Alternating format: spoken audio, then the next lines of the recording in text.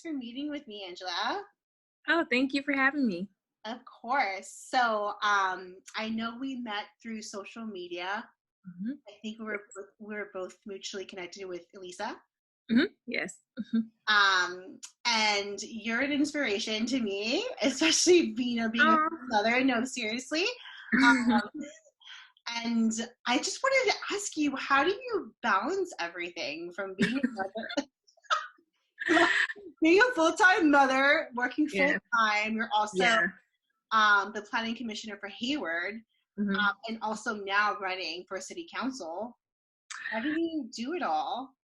I have a lot of support at home, and I know that, and I appreciate every support.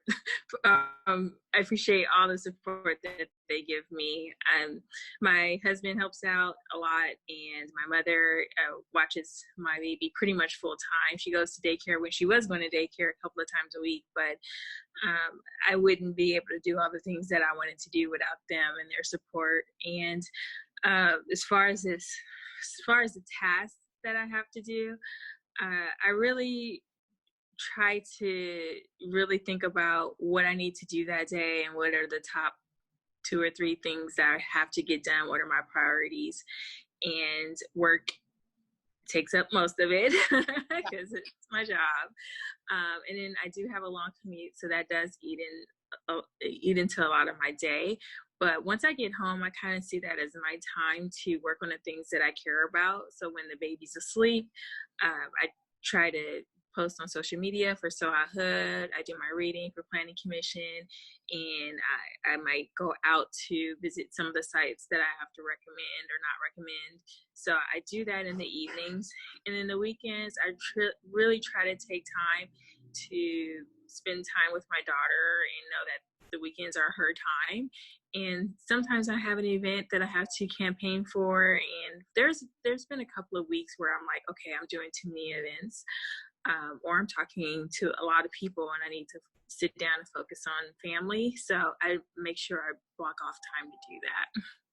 Oh, to do those meetings or to do those networking events.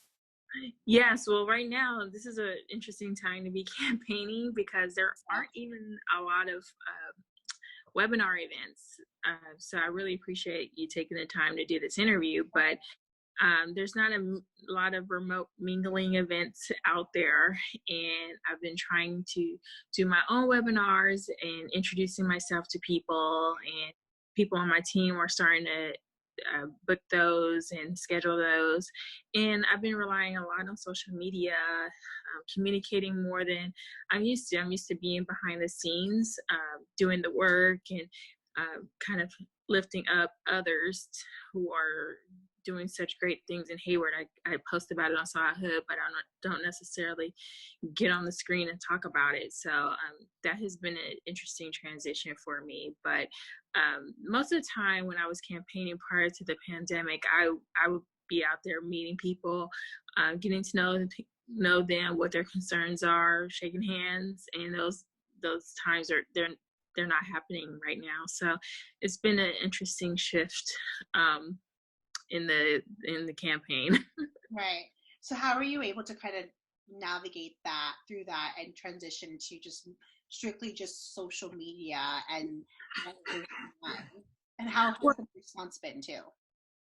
I've been having virtual coffees and getting to know people. I reach out, cold call, ask for an introduction, seeing who would like to meet. So a lot of people follow So I Hood, which has been great. That's been Instagram that me and my friend Sharon started to promote positivity in Hayward. And through that, I've been able to kind of reach out and get to know people, and then they end up following me on my personal page, and I connect with them personally, and then I go to the groups on Facebook and introduce myself, just to get to know people on there who are really active and introduce myself there. So I've been meeting a lot of people through these platforms that I normally wouldn't do. I would go to an event, give them my card, and take it from there. But now it's pretty much Instagram and Facebook have been the true ways of getting to people.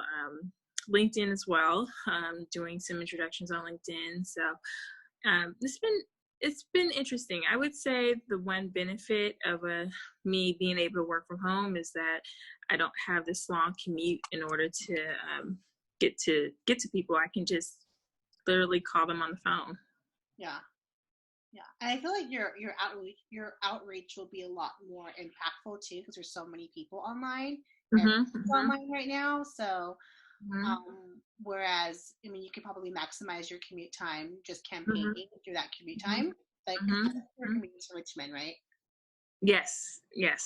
So my commute in the morning is about 45 minutes, but coming home, there's been times where it would take me an hour and a half, 2 hours, and that's one of the reasons why I'm running is because I want to see more opportunity myself locally where I don't have to have this long commute. I want to have a job that I'm able to either work from home, but also give opportunities for other people to be able to work where they live. So tracking businesses to come to Hayward versus just building more and more housing in Hayward, but then you have to work in Oakland, you have to work in San Francisco. The jobs aren't coming to Hayward, and we have to figure out why.